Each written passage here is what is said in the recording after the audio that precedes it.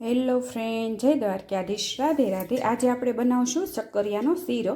તેના માટે મેં અહીંયા જે લાલ શક્કરિયા આવે છે તે લઈ લીધા છે અને ધોઈને સાફ કરી લીધા છે અને હવે આપણે એને સ્ટીમ કરી લઈશું।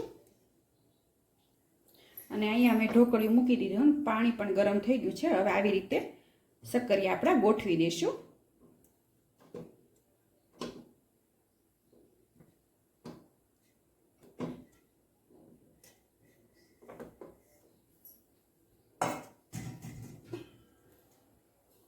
અને હવે આપણે આને બાફવા દઈશું અને હવે આપણે જોઈશું। જો તમે શક્કરિયા આપણા સરસ બફાઈ ગયા છે અને હવે આપણે એને થોડીક વાર ઠરવા દઈ અને ઉપરની સાલ કાઢી લઈશું અને આવી રીતે આપણે ઉપરનો ભાગ કાઢી લઈશું બધો। આવી રીતે જેટલો તમારે શીરો બનાવવો હોય એટલા તમારે ઉપરથી સાલ બફાઈ ગયો એટલે આસાનીથી નીકળી જાય આવી રીતે। અને આજે શિવરાત્રી છે એટલે શક્કરિયાનો શીરો મેં બનાવ્યો છે। જો તમે આવી રીતે આપણે બધા શક્કરિયા સાફ કરી લઈશું અને અહીંયા શક્કરિયા આપણા ફોલાઈ ગયા છે ને આવી રીતે આપણે મેશ કરી લઈશું। આવી રીતે જો તમે સરસ મેશ થઈ ગયા છે, બફાઈ પણ સરસ ગયા છે।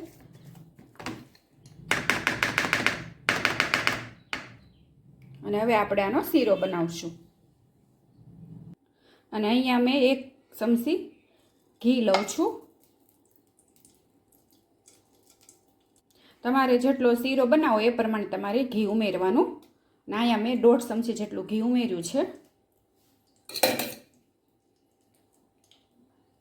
અને ઘી પણ ગરમ થઈ ગયું છે। જે આપણે આ શક્કરિયાનો જે માવો બનાવ્યો છે તે ઉમેરી દઈશું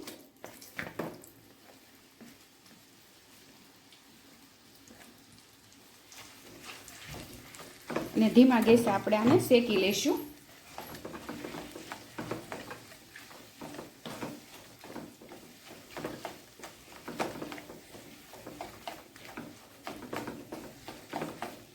તમે એકવાર આવી રીતે શક્કરિયાનો શીરો બનાવજો, બહુ સરસ બનશે। જો તમે આવી રીતે આપણે ધીમા ગેસે શેકી લઈશું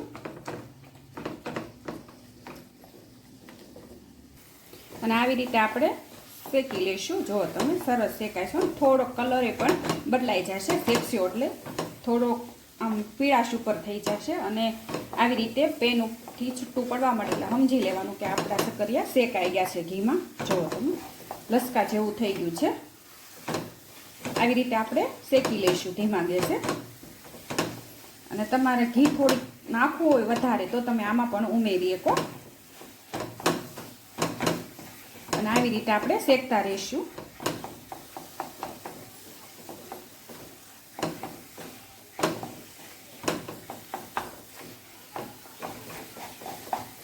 જો તમે લસકા જેવું થઈ ગયું છે, જો એટલે આપણા શક્કરિયા શેકાઈ ગયા છે અને હવે આપણે આ શક્કરિયા શેકાઈ ગયા છે ને એમાં થોડુંક આપણે 1 કપ જેટલું ગરમ દૂધ ઉમેરી દઈશું। અહીંયા મેં ગરમ કરી લીધું છે દૂધ અને હવે આપણે હલાવતા રહીશું।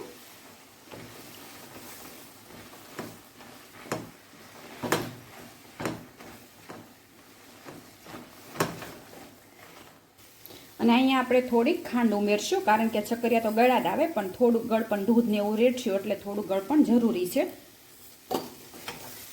અને હવે બધું મિક્સ કરી લઈશું।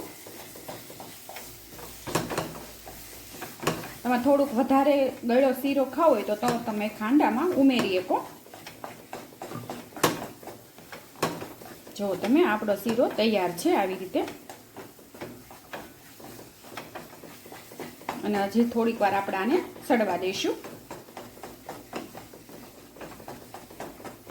ખાંડ ઓગળે થોડીક ત્યાં સુધી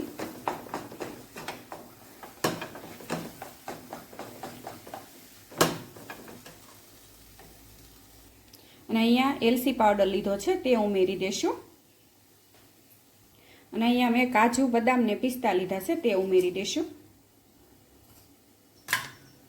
હવે બધું આપણે મિક્સ કરી દઈશું।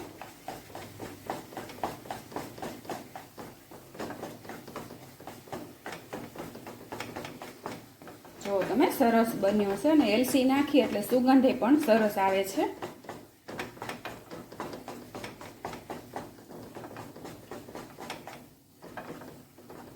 અને અહીંયા તમારે દૂધ થોડુંક વધારે ઉમેરવું હોય તો પણ ઉમેરી શકો.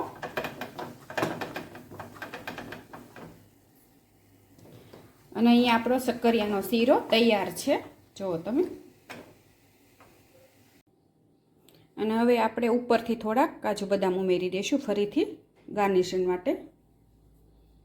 અને થોડીક ડૂટી ફૂટી ઉમેરી દઈશું એટલે દેખાવ એ સરસ આવે, જુઓ તમે.